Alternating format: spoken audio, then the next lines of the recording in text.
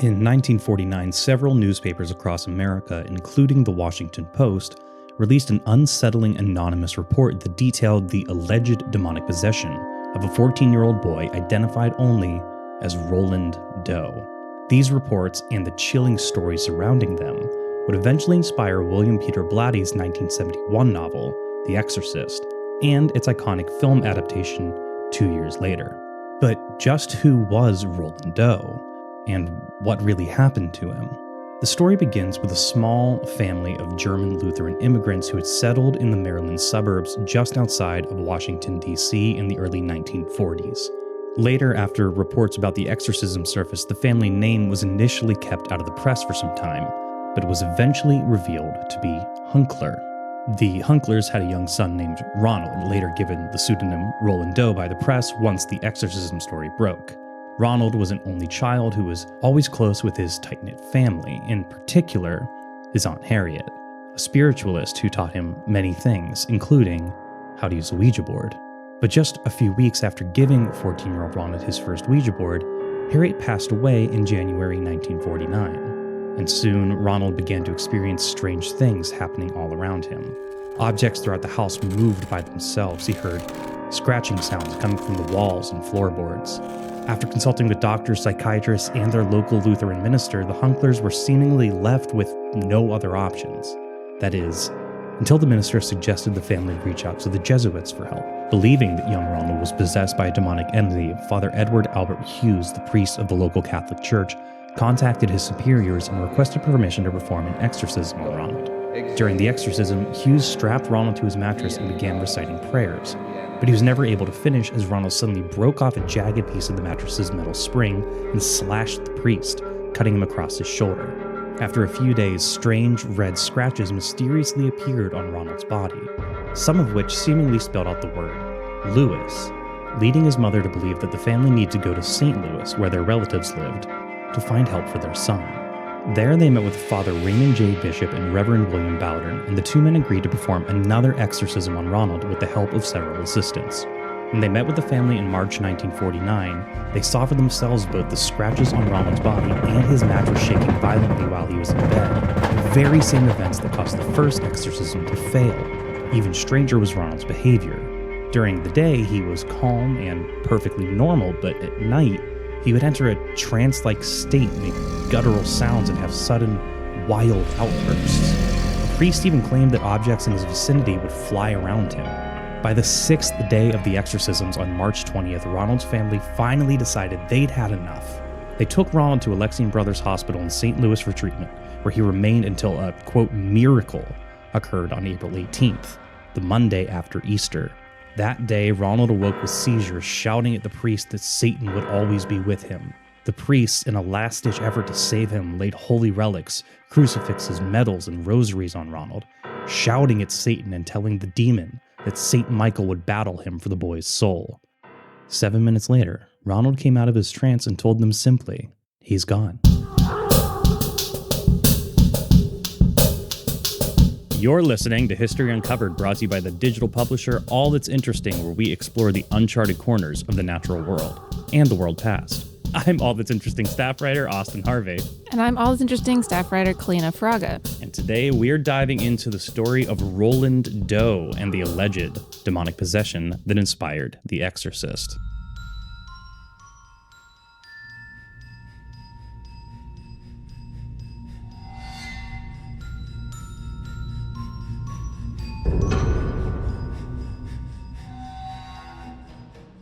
It's a very interesting story. For those who don't know, for those listening, the story of Roland Doe, as we said, is the story that inspired The Exorcist, with some notable differences. The name Roland Doe is not this person's real name. It's very much like a Jane Doe, John Doe, kind of like, we're going to hide the name. Spoiler alert, the person's real name was Ronald, so really, it's just a, what's that, an anagram? Is that what that's called? So they changed it in the movie to make it a girl then. It's interesting. They did, yes. This story was originally shared by several newspapers, including the Washington Post, in like mid-1949. All of those articles were very light on details, basically just said, young boy possessed priests exorcise them. Not much in the way of like detail. Obviously, they wanted to keep this child's identity secret. So that's when they started referring to them as Roland Doe, or I guess sometimes also Robbie Mannheim. Huh. But in 2021, the Skeptical Inquirer released a report that purportedly identified Roland Doe as a man named Ronald Hunkeler, who passed away in May of 2020. And I have some more information on Ronald Hunkeler that we can dive into a little bit later on. But the Hunkelers were a German-American family who originally settled in Cottage City, Maryland, a typical quiet suburban community near Washington, D.C. Ronald was an only child, but he was particularly fond of his Aunt Harriet, who was a spiritualist, and noticed that Ronald had taken an interest in her Ouija board. And so she taught him how to use it. Oh, I can see where this is going. Yeah. Who makes Ouija boards now? I think it's like Hasbro or something. Didn't we just talk about I think the Enfield haunting also started with a Ouija board. Creepy. Yeah, there's apparently something to it. Apparently. Well, in early January 1949, Aunt Harriet died, or she died in late December of 1948. Around that time, she died. And almost immediately, this is when Ronald started experiencing some pretty strange things, very typical of a haunting, noises coming from the floors and walls of his room, water dripping inexplicably from pipes and walls in his mattress, suddenly moving violently. I will say water dripping doesn't read to me like ghost activity. Or maybe there's ghosts everywhere and we're just like, nope, it's the pipes, but it's really a phantom. It's really not the pipes. It's really not the pipes. It's not the wind or a tree hitting your window at night. It really is. No, it's a ghost. Just because you're paranoid doesn't mean they're not after you. Naturally, the family was very concerned about this, particularly the bed moving violently. Yeah. So they reached out to a number of professionals, including doctors and psychiatrists. Note, not a plumber. Eventually, they turned to their Lutheran pastor, Luther Miles Schultz. Their Lutheran pastor's name was Luther? That's interesting. Look, sometimes your parents just name you got the right name. Thing. Schultz was interested in a field known as parapsychology. I don't know if we've ever really covered parapsychology before. Well, I think again for the Enfield haunting, one of the experts, was he parapsychology? It was some term that I sort of like stumbled over. Oh, yeah. Maybe it was something different. It started with a P as well. Well, just to cover my bases, parapsychology is a study or a field of study focused on psychic phenomena and other paranormal claims. This comes up a lot with like MK Ultra. People interested in that kind of stuff are all parapsychologists as well. This Lutheran pastor arranged for Ronald to spend a night in his home for observation. And Schultz claimed that evening he saw even more strange things, household objects and furniture seemingly moving by themselves, and basically just said to Ronald's family to consult with a Catholic priest. Because it's not the house then, it seems like. It's the person. It's the boy himself. Around this same time, another noted parapsychologist named Joseph Banks Rhine said he, quote, wondered if Schultz unconsciously exaggerated some of the facts. Should be noted, Joseph Rhine, or J.B. Rhine, was a botanist who founded parapsychology as a branch of psychology. Oh, and he thought that this guy was exaggerating. And he thought this pastor was exaggerating a little bit. I like that he was a botanist and he decided to... It's very interesting. Yeah. A career path. Bit of a switch. Yeah. To go from botany to parapsychology, maybe should have stayed in his own lane a little bit. Parabotany. Yeah, right. Haunted plants. It was Edward Hughes, a Roman Catholic priest, who eventually got in contact, or the family eventually got in contact with, and he received permission to perform an exorcism on Ronald, which was conducted at Georgetown University Hospital, which is a Jesuit institution. So I guess that makes sense. It's kind of Yeah. good they're doing the exorcism at a hospital. That seems... Yeah, not just at his home. Yeah, right. Yeah. At least there's doctors like around. Yeah, you're kind of covering all your bases. Mm-hmm. That's smart. I didn't even think about that. Well, the exorcisms themselves were, you'll note that I said exorcisms because there were more than one. Ugh, yikes. This first one was performed by Hughes during this first exorcism as Hughes was reading his recitations Ronald allegedly freed one of his hands from its restraints, broke a bed spring from under the mattress, and slashed Hugh's arm. Ugh. God, it'd be so scary to witness that. Yeah. Just the breaking the bed spring especially seems like a really dramatic move. It's like you didn't have to do that. Yeah. Is that in the movie? I don't believe so. Okay. Yeah, at this point, the family's kind of lost and they didn't really know what to do. Luckily, they didn't have to figure anything out because the word Louis appeared on Ronald and prompted them to go to St. Louis. So weird. I mean, it's so weird that they'd be like, oh, okay, let's do whatever this thing is telling us to do. Yeah, I have notes that I found written by the priests who would like eventually come in St. Louis to help the family. Reverend William S. Bowdern and Father Raymond J. Bishop took notes on the exorcism of Roland Doe. Those notes would eventually inspire The Exorcist. In one of the journals, Bowdern wrote, quote, "It seems that whatever force was writing the words was in favor of making the trip to St. Louis. On one evening, the word Louis was written on the boy's ribs in deep red scratches. Next, when there was some question of the time of departure, the word Saturday was written plainly on the boy's hip. As to the length of time the mother and the boy should stay in St. Louis, another message was printed on the boy's chest. 3.5 weeks. The printing always appeared without any motion on the part of the boy's hands." Again, I feel like I wouldn't follow its instructions. Yeah. Be wary. It doesn't want to be exercised. Right. Presumably. Yeah. So why would it be so helpful? You think it'd be like sending them to like their doom somehow. Right. The only thing, and this is purely theory, is if the spirit was like his Aunt Harriet. Oh. And was like, hey, help me cross this threshold. I need to move on. But I think the implication is that it was a demon because I don't think regular ghosts possess people. Yeah, and she's being kind of like violent with her nephew. Yeah. So, yeah. Like I said, purely a theory. So they go to St. Louis, Ronald and his mother, and get in contact with Bishop and Bowdern at St. Louis University. These two priests visit they had relatives in St. Louis that they were able to stay with. So this isn't like completely out of left field. Yeah. It's a little convenient. But they did have relatives there.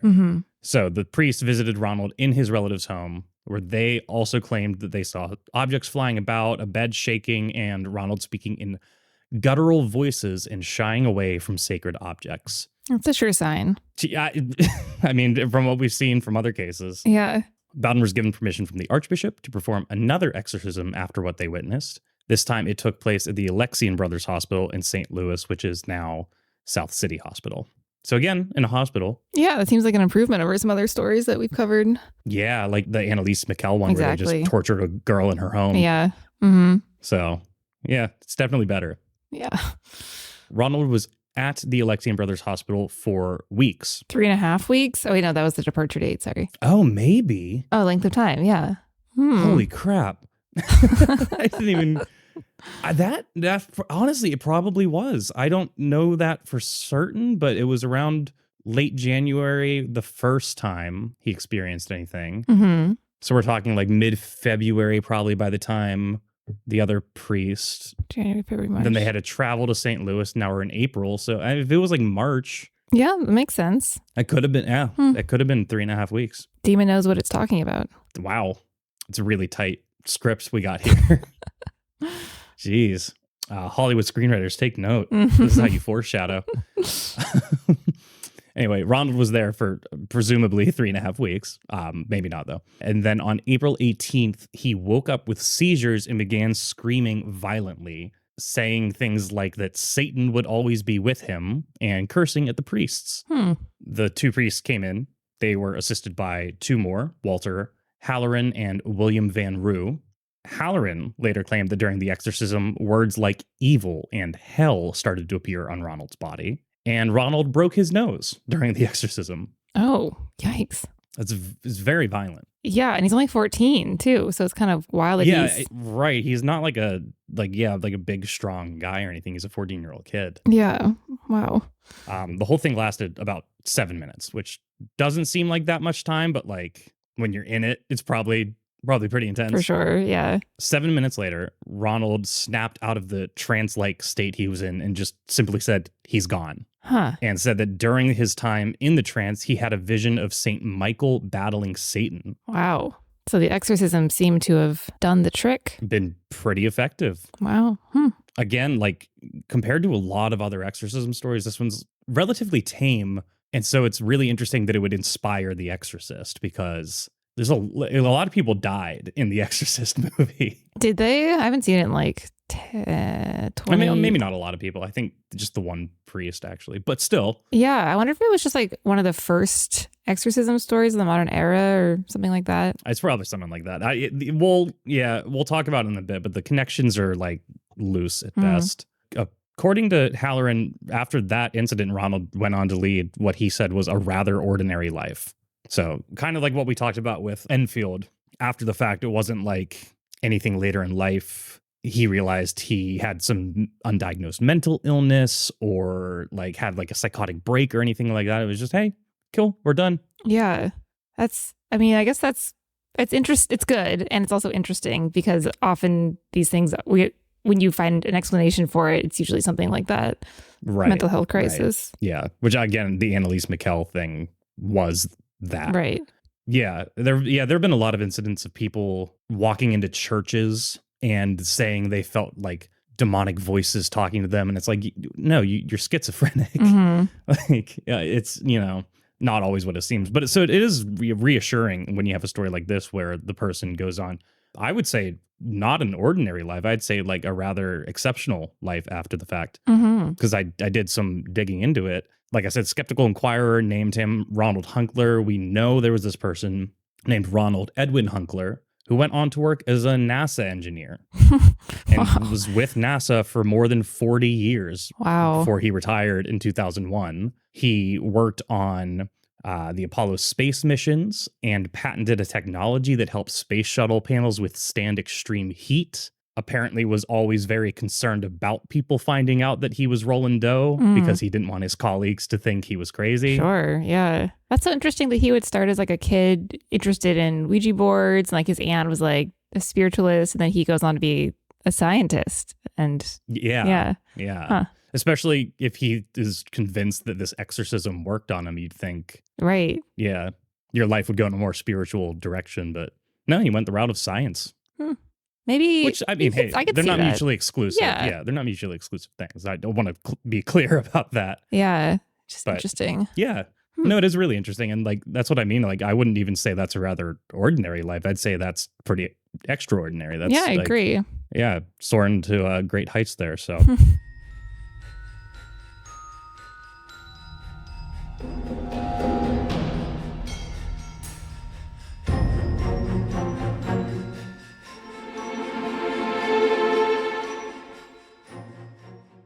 We can get into kind of how William Peter Blatty first heard about this story and then like some notable differences between the story and The Exorcist. Obviously, The Exorcist, I don't know if most people know that it was a book first. Maybe they do. I didn't know that. Oh, yeah. Yeah, it was written as a book by William Peter Blatty, just called The Exorcist. That was then adapted into the movie. Was it written as a nonfiction book or no, it was fiction. As a fictional? Interesting. So he took this story and he elaborated upon it. Yeah, it wasn't even like a based on true events kind of thing. It was just like he heard about the Roland Doe exorcism and was like, oh, a book, a story about an exorcist. Okay. And then he wrote The Exorcist. Well, so inspired by the event, but not enough to put it on the title of the book. I see. But yeah, it came out as a book first. He was first made aware of the story by his professor at Georgetown University, Eugene Gallagher, who was also a priest at the school, who told Blatty about this exorcism that had happened like 2 decades earlier. Also gave him Bowdern's notes. Oh, valuable. Diaries kept by Bowdern and Halloran. So he had all of those when he was working on The Exorcist. I'm surprised he wouldn't have been like based on real events. It seems like a good marketing strategy. I guess. I don't know. Because then you would want to be writing a nonfiction book. Well, I guess, I don't know. It was different back then, 73. Yes. Maybe it was better to write something purely original. Yeah, there's probably like a weird like moral thing of like, this was a child and I don't know. Yeah. I think also when people see something that says inspired by true events, they expect it to be like a dramatized retelling of those events, not like you were just inspired by something. Right. Yeah, that makes sense. Like if I see a cool cloud in the sky, it inspires me to do a painting. I'm not going to write like inspired by the cloud I saw earlier.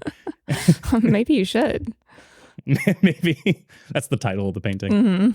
It was a really successful book, though. It remained on the bestseller list for 54 weeks. Wow. Which is over a year. So it's a pretty big deal. I have a friend who's like a diehard Exorcist fan who has read the book, and it's like still the scariest thing he's ever read. Really? Huh. I could see that. I could see like that being scarier than the movie because you have to fill in the blanks. Yeah. Well, the movie was terrifying at the time. Yeah. Right. I mean, it's still a very good movie, but it's been, Jesus, 50 years. Right. It's 50 years, I think, this year. And they had a whole, yeah. It was in the New York Times a couple of weeks ago. They had a whole, like, they were showing interviews from people who just seen it. And like they were shocked and like disgust. And no one had really seen something like that. And they also just came out with The Exorcist Believer, which just spits on the legacy of the Exorcist movies. They did make a really good Exorcist TV show on Fox a few years ago that nobody watched. But it ran for 2 seasons and Gina Davis was in it. And that's based on this story as well, or it's a different kind of... Well, based on The Exorcist. Huh. It's just like a continuation of it. Wow. What is that? Do you know, is that like they're following the same characters in these sequels or? I believe The Exorcist TV show, Gina Davis plays a grown-up Reagan who has amnesia. And I think the mother, the actress who played the mother, Chris McNeil, is in The Exorcist Believer, but it seems like only for a little bit and only for the sake of like nostalgia. Like, hey, look, we got her. Sure, yeah. That makes sense. See? It's a good movie. Please come see it. She signed up. We got Chris McNeil. We got the mom. Yeah. Huh. I mean, they're all loosely related in one way or another, though The Exorcist 3, which was directed by William Peter Blatty, I want to check myself on that, was based off of his book Legion and was not related at all to The Exorcist at large. Wow. Yes, that one was directed by William Peter Blatty, and he wrote the screenplay for it. Neat. Yeah. All this is to say, The Exorcist is obviously one of the biggest horror franchises of all time, probably the most definitive horror movie of all time. I think when people think horror movie, they think The Exorcist. Like you said, they showed clips of people in the theater. People were like passing out. Yeah, people couldn't believe what they were seeing. Getting sick and like running out and boycotting it because I think the boycotting of it's really ironic. Why? Because like you had a lot of religious groups who were boycotting this movie because it like portrayed demonic possession. It's like, yeah, but the God wins in the end of the movie. They exorcise the little girl. Story. Yeah.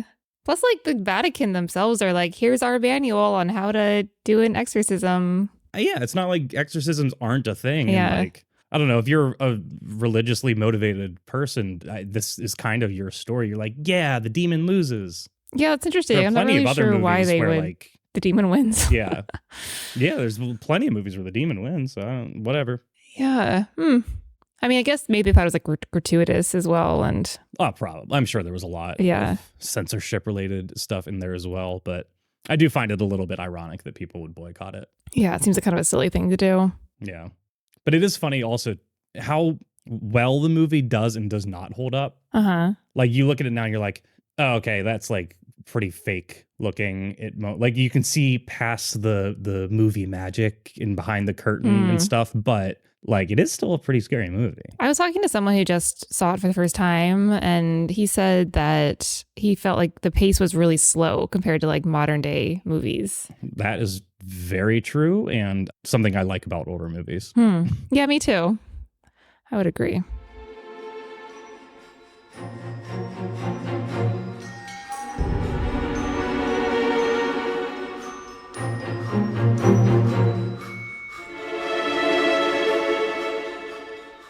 Yeah, obviously there were several things changed between the real story and the book. You mentioned it earlier. The film is about a girl, not a boy. She's also 2 years younger. Reagan is 12 in the movie. Roland Doe was 14. I'm sure that's just an issue of like we sympathize with the little girl more. Yeah, I wonder. Maybe she seems like more shocking, the contrast between this little girl and what she does. Yeah, the innocence factor of it as well. Right, exactly. The story in the movie takes place entirely in Washington, D.C. They don't then go to St. Louis. St. Louis. A lot of the stuff from the Roland Doe story does make its way in. A lot of like the scratches appearing on the body, the spitting, the cursing at the priests. That said, Ronald Hunkeler never rotated his head a full 360 degrees like an owl or vomited green slime. Ugh. Yeah, that we know of. Maybe the priests struck that from the record. Too shocking. Maybe. That, I don't know. That'd be like, if you're a priest and you're like trying to convince people that exorcisms are necessary and like You like make it as like horrifying as possible. Writing in the record like he threw up bile and turned his head around like an owl. That's pretty convincing. Right. Doesn't one of the priests in the movie, do they get their nose broken too, just like in the real story? Or is that, I think someone falls downstairs. So, yeah. I have a vague memory of. Yeah. And then the bed is also violently shaking. Yeah. So yeah, you get a lot of the same stuff going on. Here's a quote from William Friedkin, who directed the original Exorcist. I guess William Peter Blatty explicitly wanted him to do it. And when he was asked why he decided to turn Blatty's book into a movie, Friedkin said Blatty himself had given him the book and chose him to make it because he was aware of his history as a documentary filmmaker and wanted to make the film as realistic as possible. And in an interview, he later said, at that time, as well as today, the public knows very little about exorcism, little to nothing. Everything that is known about it is sensationalized in the public, and certainly the film I made contributed to that. There's no question about it because people regarded it as a horror film, but I made the film as a believer. I like that. That's cool. Yeah. I think that was a good choice. Yes. Yeah, he wasn't really setting out to like make a horror film in the same sense that maybe like a modern horror director or a horror fanatic would be. He was like, I want to try and accurately portray what an exorcism is like. Yeah, like a documentary. Obviously, yeah. A little bit of sensationalizing. Sure. Obviously. Some green slime. Yeah, interesting the approach that he took with it and that he was a documentary filmmaker prior to this film. Yeah. Yeah, I think that's cool. I didn't know that. I didn't know that either. I just learned that. I should rewatch it, I guess. I know. I kind of wish I had before this. ATI viewing party. Yeah, we just set up that CRT TV down in our basement. Oh, nice. I think Steph has a copy of The Exorcist on VHS. I might watch it that way. That'd be kind of cool. Yeah, I think it like adds to the spooky factor. Well, and it'll feel like older and like 70s, maybe the restored version or something. Yeah, it'd be a fun way to watch it.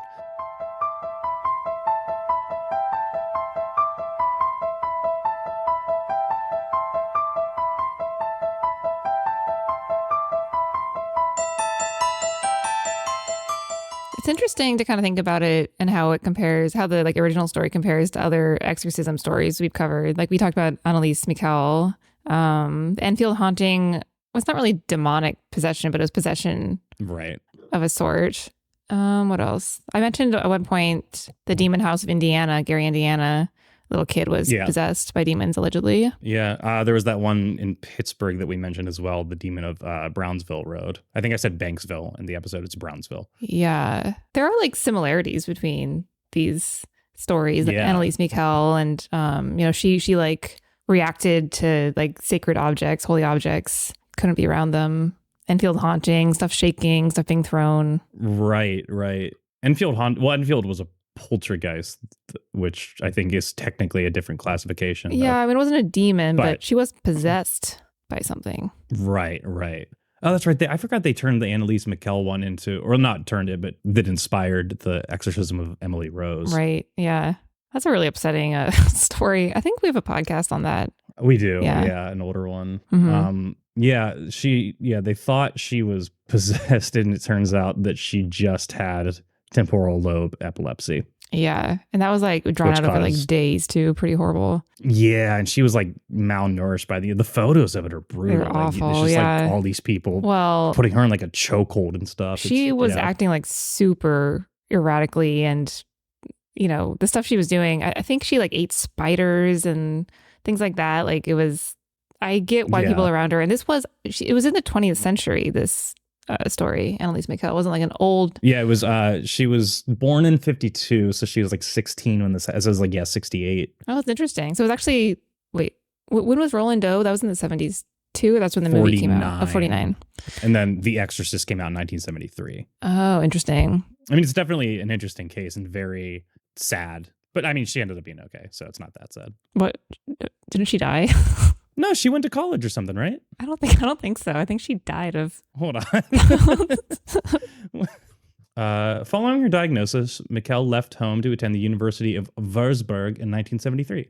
And there her symptoms dramatically worsened. I missed that part of it. And left her dead 3 years later, the age of 23. Oh, boy. Oh, okay. Okay. No, that's really interesting then. Yeah, I should have just continued reading. Okay, so she had these issues when she was 16 is when they kind of really started. Then she left home to attend the University of Würzburg in 1973. That's when all of the spider eating and like really intense stuff happened. Uh-huh. She was eating spiders, coal, and the head of a dead bird. It's gross. Yeah. Would perform hundreds of squats a day, bark like a rabid dog, and drink her own urine. But that was the year that The Exorcist came out. Her parents were arrested. Oh, that's fair. Yeah. A doctor said she could have been saved with proper treatment, even if she received it just 1 week before she died. Yikes. And her parents even exhumed her body just to make sure that it was like decaying, because a possessed body would have remained intact. But it had begun to decay. Here's an interesting little factoid from Joseph Laycock writing for The Conversation, saying, historically, exorcism has also been a way to attract new converts. Some of the people who thought that they were possessed after watching The Exorcist became interested in Catholicism and started attending Mass. The year the film came out, the media described a Catholic exorcist in San Francisco who helped a family that believed they were under demonic attack. As a result, one family member converted from Orthodox Judaism to Catholicism. Wow. Well, it's kind of like what you said. Like, the priests in this movie are the good guys. Right. Like, they're the heroes. They're like the James Bond, Tom Cruise, Mission Impossible, like heroes, but they're priests. Yeah. The power of Christ compels you. Like, everyone's like, whoa. Yeah. Yeah. I mean, it's incredibly iconic. Yeah. So I could see why people would be, I don't know. Yeah, but I guess I didn't even think about the fact that because it was such a new phenomenon when it came out, people were probably experiencing like hysteria or symptoms after the fact, after seeing The Exorcist and then thinking they were possessed. Yeah, right. You like go home for the movie and you're like, what if I'm like that? I mean, because I think anyone who's seen a scary movie in their life, I think has had that experience of like, you know, it's probably one of the first horror movies you ever see that does this to you. For me, it was when I saw The Conjuring for the first time. You just have that like unshakable feeling of dread going home after the fact. Sure, like every shadow in your house is something watching you from the darkness. So I can imagine like the first time something like The Exorcist was shown on screen, and then you go home and you think you hear something and you like the paranoia, I can imagine would be insane. Water starts coming down your walls and you're like, this is it. Call the priest. Call the priest. It's like, Jesus, it's just a leaky pipe. I can see the hole in the pipe. It's just raining outside. Oh God. The horror. It is funny how desensitized we are to this kind of stuff now. Yeah. You know, it's kind of fascinating. This just popped into I took this one class in college about the history of censorship in film. And when films first started like becoming a thing, the powers that be were horrified. And they're like, this is the masses are going to go and they're going to, I don't know, it's going to be like bedlam. And they weren't wrong. They were not. But it is funny now in this like modern technology and just the way media is created. I don't even think something like The Exorcist could happen anymore. Like that whipped into hysteria kind of craze about it. Yeah. I mean, I guess there's been horror movies in the last like 10, 15 years that people like have gotten violently ill at or like left the theater. Yeah. But because they were like just disgusting and like violent and there wasn't much of a. Yeah. The only other one I can really think of would be like, not even in the same capacity, but in the same sort of like groundbreaking horror film that left people in like the Blair Witch Project, with so many people thinking that it was actually real found footage, not just a genre of horror movies. It's probably the last time anything like that could happen. And that came out in 1999, I think. So. Yeah. It's all going to be on TikTok from now on. Yeah. Yeah. Or VR. Virtual reality. Yeah. I've tried a virtual reality horror game one time and it was very scary. That sounds really scary. But it wouldn't have that same effect of like tricking you into thinking something's real. Like it wouldn't convert me to Catholicism. You say that now. So maybe, yeah. It's interesting to talk about The Exorcist not just as a movie, but as a like historical relic of the time. Yeah. Well, just like in terms of the history of horror movies and how they've developed, and like we said, and this the was culture around them, and what was considered really shocking in the 70s is now considered pretty tame and like slow paced, and horror movies now are so different. Like you said, we're desensitized. Like we see this like horrible violence on screen now, and it's I don't like it. But God forbid you show a pair of breasts. Yeah. How dare? We're not the French, in America. So. Yeah.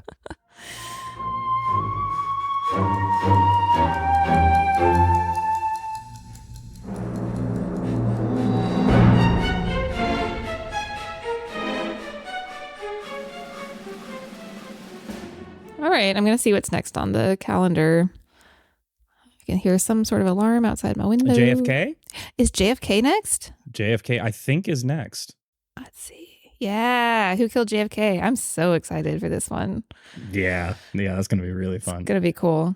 I guess the next one after that would be History Happy Hour. Back from hiatus. Yeah, I'm excited to talk about Who Killed JFK. I was just talking with somebody about that the other day. And I was like, let me get back to you after I am informed about all the theories. It's pretty insane. There's so many theories. Some of them are a bit ridiculous, but we'll get into those as well. Yeah. Some of them are like, you're like, oh, huh. And I'm not even a conspiracy theorist. And I was like, oh, what? Yeah. Oh, I was talking to my sister about this. Yeah. My little sister was like, there's no way it was just Lee Harvey Oswald. And I was like, whoa, what have you been getting up to? Yeah. Yeah. I mean, she wants to be a criminal psychologist. Oh. That's where she's going to go study in school. So that's probably why they were talking about JFK. Well, she should know that Lee Harvey Oswald had some issues. Yeah. Yeah. Some issues that maybe drove him to do things in his life. Tends to happen often. Yeah. Yeah. I mean, he did. Well, we can get into it we'll next week. Yeah, we'll get into it. Yeah. That'll be a fun one. That'll be a very interesting podcast. Yeah. Cool. So that's coming up. That's coming up next. I tried to say that's upcoming and coming up next at the same time. That's upcoming up next. That's upcoming up next. I'm reminded because I went and saw Conan O'Brien's podcast recording on Wednesday. Yeah. And as I was watching it, I realized I was at the Brooklyn Academy of Music, and I realized as they were talking that Edwin Booth, I just wrote an article about John Wilkes Booth's brother. So that fits with our assassin theme. He was an actor, and he performed his last performance at BAM. And that thought just occurred to me.